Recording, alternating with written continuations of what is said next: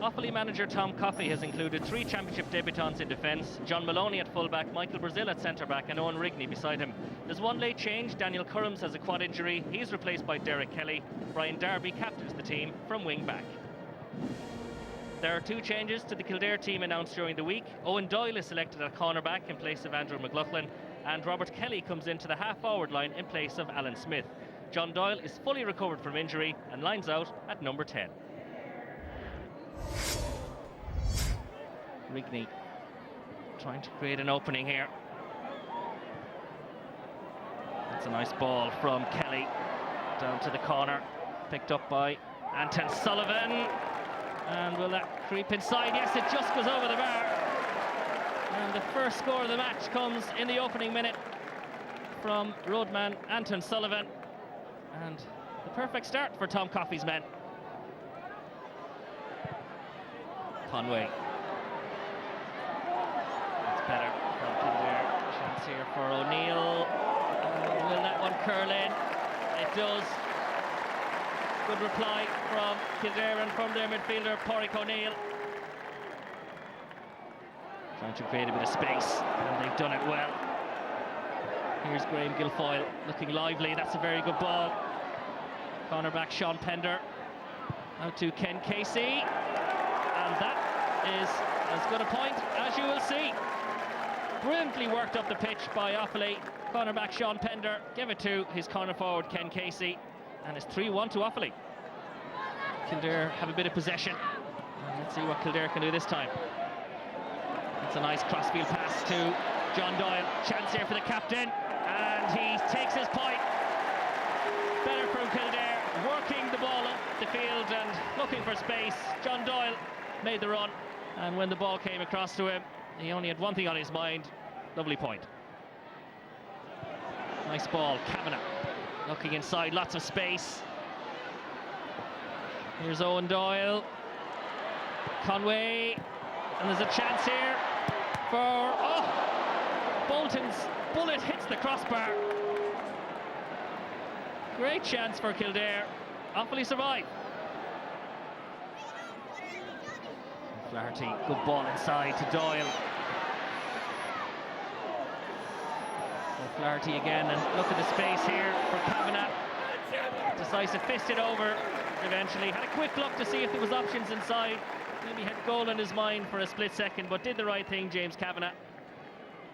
Good play by Ono Flaherty, but lots of options out there for Kildare, and Kavanagh doing the right thing.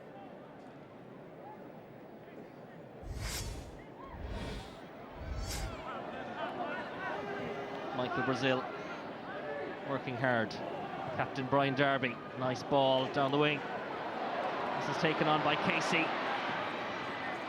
Chance here for the midfielder McNamee. And finally, Offaly have a score nearly half an hour after they raised a white flag, but that one was worked in well. And eventually corner forward Ken Casey picked out Alan McNamee, and he took his score well.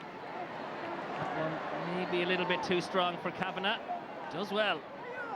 Tomas O'Connor. Ono Flaherty working this well. O'Connor back to O'Flaherty. Is that a penalty? Goalkeeper's happy to collect the ball and pass it out. Well, that was a real goal chance there for Ono Flaherty of Kildare, but Offaly defended well, and here they come. Rigney. Bit of holding inside maybe. Now then, a chance here for Casey, and that's a great reply by Offaly. Had to work really hard to get the ball up the pitch. Here it is again. It was well taken by Sullivan. Good running by Ken Casey, and really, really nice point. But here's the chance for Kildare. Ono Flaherty into the ground, and Alan Mulhall just grabbed the ball out of his arms. Morgan O'Flaherty, nice low ball to O'Connor. This is good. Lyons, Bolton, chance here for Conway. Great save. Good play by the half-back line, Bolton and Lyons. The chance came to Conway, good save by the goalkeeper. Alan Smith with a long ball in, and the bounce is going to beat everybody except Tomas O'Connor, and a fantastic pass inside. Chance here. Great save from O'Neill's effort by Mulhall. Brilliant football by Kildare, but Alan Mulhall has made 2 great saves in this second half. But look at this again from Tomás O'Connor. Absolutely superb to O'Neill. Brilliant save by Mulhall. Out to O'Neill, working it out now to John Doyle. Doyle on the run. Lovely point. But it's all too easy for Kildare. Eventually John Doyle taps it over the bar for a 12-point lead. Kieran McGeeney will be happy enough the way things have gone. So Pádraig O'Sullivan blows the full-time whistle here in O'Moore Park, Portlaoise. And Kieran McGeeney's men have done the job, really, I'd have to say. They led by 8 points to 3 at half-time, but really opened up in the second half. And although Offaly tried as hard as they could, they just didn't have the quality on the day. Full-time score here in Portlaoise. Kildare 19 points, Offaly 6 points. Took our fellas a while to settle into, but we knew that. Like, we had talked about it before, and just to let things sort of settle down. And but they did. Like, they scored whatever it was, 19 or 20 points, and like, they kept them out like as well. So wasn't fantastic. Mightn't be good enough to win any other game, but it was good enough for today. We had prepared very well the last 8 weeks, and in fairness, the lads, they gave it everything they had. But Kildare at that level, you know, they've pushed ahead there the last 4 years. And you know, they've invested a lot of time, money and energy into it, and it just shows the difference in the gap between where Offaly football is probably and Kildare. And you know, we just need to push on, maybe X-ray the whole football system in the county, and look at doing something over the next few years. Well, Pat, I know both yourself and Kieran fancy Kildare as one of the real contenders this year. Did today enhance that opinion? Not really. Today was a non-event. It lacked intensity. It was men against boys. It was a team playing Division 1 football.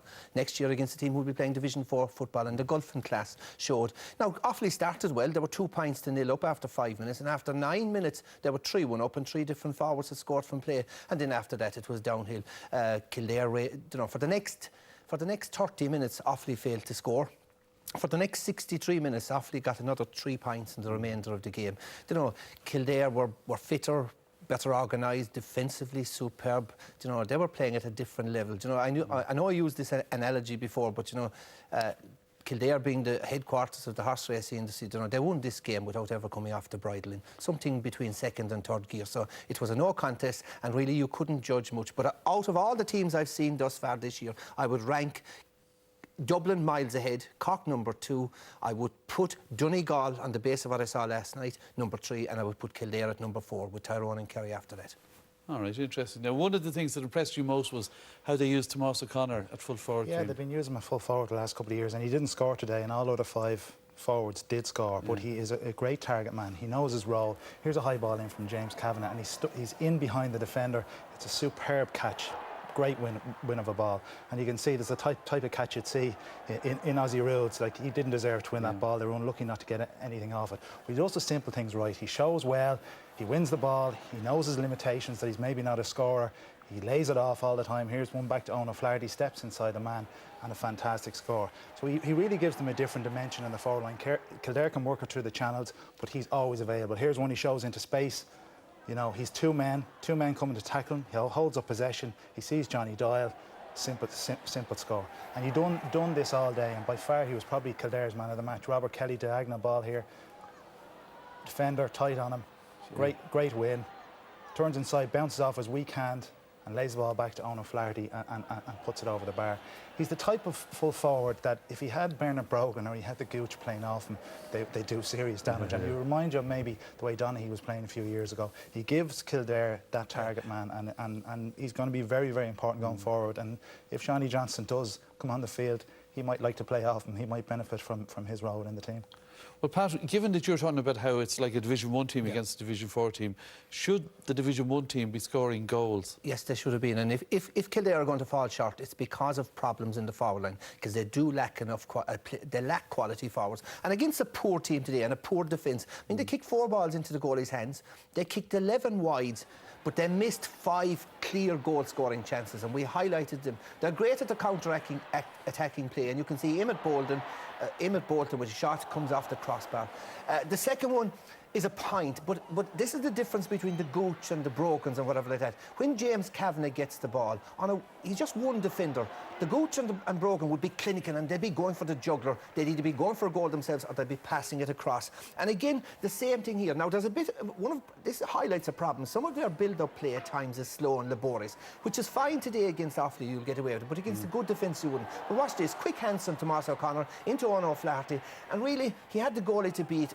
Maybe a hint of a push in the back, but should have scored a goal. Now, this is the sort of play they should be playing. Direct into O'Connor, quick hands, lovely ball from Ollie out to Mickey Conway, and with a 1-to-1 with the goalie, they should be finishing this. And again, look at this. This is lovely. Direct ball into O'Connor, quick hands into Patrick O'Neill, 1-on-1 with the goalie, and didn't score it. So if there is a problem with them, they just lack the flair and the quality and the clinical finish that the top quality forwards are. They don't go for the juggler. I mean, Dublin played against Louth, a team is just as bad. They went for the juggler. They scored. They scored goals when the opportunity.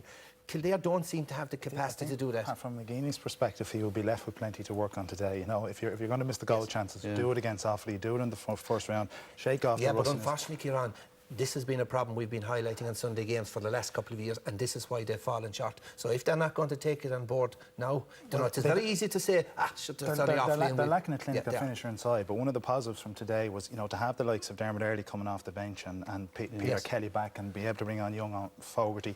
They've much more players, they've more strength and depth, they've more options, they've more versatility. They're able to...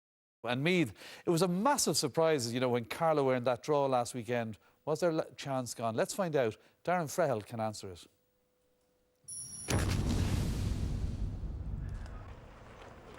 The Royal County have had their problems this season, but the more established names don't usually fall into the same trap on the second time of asking. Meath won the toss and played with a significant breeze in the first half. Graham Riley got them off to a flyer with the first score within 10 seconds of the throw-in. Carlow midfield did get on top in the early exchanges. It was a platform for a number of good scores, including this one from Kieran Nolan. JJ Smith was the hero last week for Luke Dempsey's side, and this point in the 17th minute from him put them 4-3 up, but it would be their last score of the entire half. It was one-way traffic after that. Joe Sheridan was looking lively and was presented with their first real goal chance when put in on goal by Shane McInerney. Trevor O'Reilly anticipated the danger. Carlow were short 3 players from the first meeting through injury and suspension, and it was beginning to show. Midfielder Conor Gillespie piling on the misery with this point. Target man Joe Sheridan's influence was noticeable. He played in Byrne, who was introduced for the injured Brian Meath for the opening goal. This wonderful individual effort, after 28 minutes, put 6 between the sides. The Meath attack were growing in confidence, and they might have had a second goal minutes later when Graham Riley rattled the crossbar. By the time defender Brian Menton popped up at this point, Seamus McInerney's side were out of sight. They led by 10 at half-time, 1-11 to 4 points. Remarkably, Joe Sheridan ended the game scoreless, but he did hit the woodwork early in the second half with this effort that wouldn't have looked out of place at the European Championships. Sheridan was proving too hot to handle. He set up Brian Menton here, but he was denied by the brilliant Trevor O'Reilly. Substitute Keith Jackson did score a consolation goal at the other end in the 55th minute. A fine strike from a tight angle, but that was as good as it got. Brian Farrell ended the game with 8 points, but Byrne was the star of the show for Meath. He collected a wee kick out to score his second of the evening. It ended 2-21 to 1-9. Meath through to the semi-finals after a 15-point victory. We're delighted to get the result. You know, it was a decent performance today, and it's another game in the Leinster Championship. And you know, sometimes I often wonder, you know, where the expectations come from or where all the hype comes from, and maybe it's the media that does it. But you know, Meath has only played in one Leinster Championship semi-final in 10 years. One Leinster semi-final in 10 years, and we're absolutely delighted to be back in semi-final again. A bit dejected in the sense I feel sorry for the players. The stereotype of the stronger team favourites the first day, winning the second day, is all too true this evening. And Meath were in the likes of Brian Farrell, Joe Sheridan, Keane Ward, Graham Riley, amongst others, that more free-flowing tonight, and were justifiable winners. Yeah, and there you see that Kildare now play